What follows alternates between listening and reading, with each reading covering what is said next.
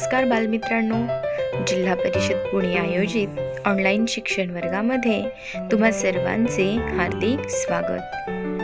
या व्हिडिओद्वारे आज आपण शिकणार आहोत इयत्ता तिसरीचा विषय मराठी, पाठ क्रमांक 58-59-60, पाठ क्रमांक 18 मजेशीर होड्या। या घटकाची अध्ययन निष्पत्ती ही पुढील प्रमाणे आपणास सांगता येईल। हा आहे माझा परिचय। चला तर मग पाहूयात पाठ क्रमांक 18 मजेशीर होड्या। एक होतं जंगल आणि या जंगलामध्ये खूप सारे प्राणी असतात हे आपल्याला माहीतच आहे। पण आपल्या या गोष्टीमध्ये या प्राण्यांबरोबरच काही ठेंगू म्हणजेच बुटकी अगदी अंगठ्या एवढी माणसं देखील राहत होती। पण ते तिथे राहत असताना एक संकट निर्माण झाले। ती जंगलाची जागा कुणीतरी विकत घेतली। आता त्यांना ते जंगल सोडावे लागणार होते। चिमणे, सस्या ह्यांनी त्यांची सोय केली। उंदरं तर तिथंच राहिली, पण ठेंगू माणसांना ते जंगल सोडावं लागणार होतं। मग एक डोंगर आणि एक नदी पार करून त्यांना इच्छापूर्तीच्या रानात जायचं होतं। आणि मग तिथे जाण्यासाठी, नदी ओलांडण्यासाठी बंडू नावाच्या मुलानं त्यांना मदत केली। ती कशा प्रकारे केली आणि ते कसे तिथपर्यंत पोहोचले हे आज आपण या पाठाद्वारे शिकणार आहोत। हाच आहे आपला पाठ 18वा मजेशीर होड्या। एका जंगलात बरेचसे ठेंगू राहत होते, अगदी छोटेसे, अंगठ्या एवढीच माणसं ती। चंदू, टीनू, चंपू अशी काहींची नावं होती। गावच वसलं होतं त्यांचं। एकदा काय झालं, जंगलाची ती सगळी जागा कोणीतरी विकत घेतली। तिथे घर बांधायचं ठरवलं। कामगारांसाठी तात्पुरती घरं तयार झाली। मग ठेंगू, ससे, चिमण्या, उंदीर सगळ्यांनाच घाईघाईनं ती जागा सोडावी लागली। चिमण्या उडून दुसऱ्या जंगलात गेल्या। ससे थोड्या दूरच्या डोंगरावर गेले। उंदरांनी घरं बांधून होईपर्यंत तिथेच लपून राहायचं ठरवलं, कारण त्यांना माहीत होतं की कामगारांच्या घरात खायला मिळणारच आहे। ठेंगू पण एकत्र जमले। त्यांच्या नेत्यानं सांगितलं, आपण आपल्या नातेवाईकांकडे इच्छापूर्तीच्या रानात जाऊ। मला जायचा रस्ता माहीत आहे। एक डोंगर, एक नदी ओलांडली की येतं ते। तिथे खूप जागा, खूप झाडं, खूप खायला प्यायला आहे। तिथे राहू आपण। एका रात्री ते निघाले। रस्ता म्हटलं तर जवळचा, पण ठेंगूंना लांबचाच की। चालून चालून ते नदीकाठी आले। मग आली पंचायत। नदी ओलांडायची होती। आता काय करायचं? त्यांना भेटला एक ससा। त्यांनी आपली अडचण सशाला सांगितली। ससा म्हणाला, इथे एक खूप चांगला दयाळू मुलगा आहे, बंडू नावाचा। तो त्या घरात राहतो। तो खूप हुशारही आहे। तो करेल मदत। मी एकदा सापळ्यात अडकलो होतो, तेव्हा त्यानंच मला बाहेर काढलं होतं। तुम्ही जाऊन त्याच्या त्या खिडकीवर टकटक करा। तो उठेल आणि करेल काहीतरी। चांदणं पडलं होतं। सगळ्यांना सशानं दाखवलेली घराची खिडकी दिसली। खिडकीला गज होते। ठेंगूंनी सशाचे आभार मानले आणि ते त्या घराकडे निघाले। घराबाहेरच्या सायलीच्या वेलीवरून चढून खिडकीच्या पट्टीवर ते उभे राहिले। बिछाण्यावर गाढ झोपलेला बंडू त्यांना दिसला। ठेंगू चंदूनं खिडकीवर टकटक केलं। बंडूनं कूस बदलली। चंदूनं पुन्हा टकटक केलं। बंडू पूर्ण जागा झाला। ठेंगूला खिडकीत पाहून तो इतका थक्क झाला की त्याला बोलायला सुचेना। मग उडी मारून तो खिडकीपाशी आला। अरे वा चिमुकल्यांनो, मला तुम्हाला कधीच बघायचं होतं।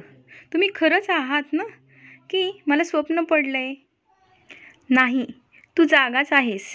ऐक जरा, बंडू, आम्हाला सशानं सांगितलंय की तू प्रेमळ, दयाळू आहेस म्हणून। तू मदत करशील आम्हाला? आम्ही आपली घरं सोडून इथे आलोय। या नदी पलीकडच्या इच्छापूर्ती रानात जायचंय आम्हाला, पण उडायला पंख नाहीत की आमच्याजवळ होड्या नाहीत। नदी पार कशी करता येईल? तू सांगतोस काही उपाय? चंदूनं विचारलं। बघतो काय करता येईल मला, बंडू लगेच म्हणाला। बंडूनं थोडा विचार केला आणि म्हणाला, बघूया माझ्या होडीचा तुम्हाला काही उपयोग नाही। ती खूपच मोठी आहे।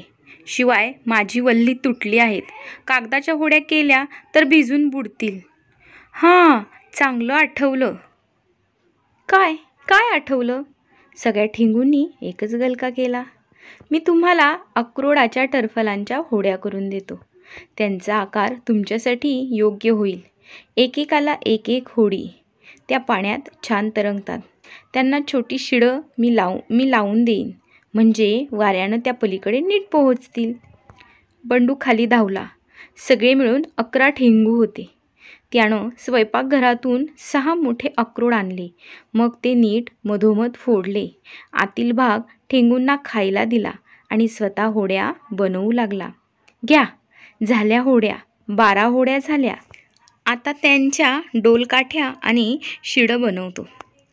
एका डबीत वापरून झालेल्या काड्या पेटीतल्या काड्या गोळा करून ठेवल्या होत्या. त्या काढल्या. कागदाची शिडं करून ती काड्यांना टाचणीनं टोचली. गोंदानं शिडं डोलकाठीला म्हणजे आगकाडीला घट्ट चिकटवली. होडी तयार झाली.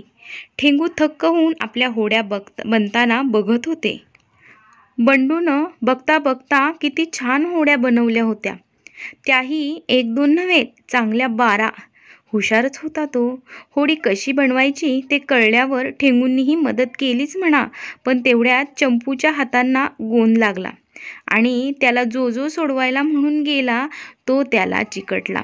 हे एक नवच लचाण निर्माण झालं. लचाण म्हणजे संकट किंवा अडचण असा या शब्दाचा अर्थ होतो. बंडूनं अखेर पाण्यानं धुवून कागदानं पुसून त्यांना सोडवलं म्हणून बरं. मग बंडू त्यांना म्हणाला, होड्या झाल्या आहेत 12 आणि तुम्ही आहात 11च. पण मी ही 12वी होडी एका होडीला बांधतो. तुमचं जास्तीचं सामान तुम्हाला तिच्यातून नेता येईल. थोड्याच वेळात सगळे नदीकाठी जमले. बंडूनं स्वतःच साऱ्या होड्या एका मोठ्या टोपलीत घालून नदीकाठी नेल्या. एकेका ठिंगूला एकेका होडीत बसवून त्या सावकाश पाण्यात सोडल्या. अगदी डौलात पाण्यातून जात होत्या त्या. ठिंगू खुश झाले होते. चांदण्याच्या प्रकाशात त्या 12 होड्यांचा ताफा नदीतून जाताना मस्त दिसत होता. 11व्या होडीला बांधलेली 12वी सामानाची होडी देखील छान चालली होती.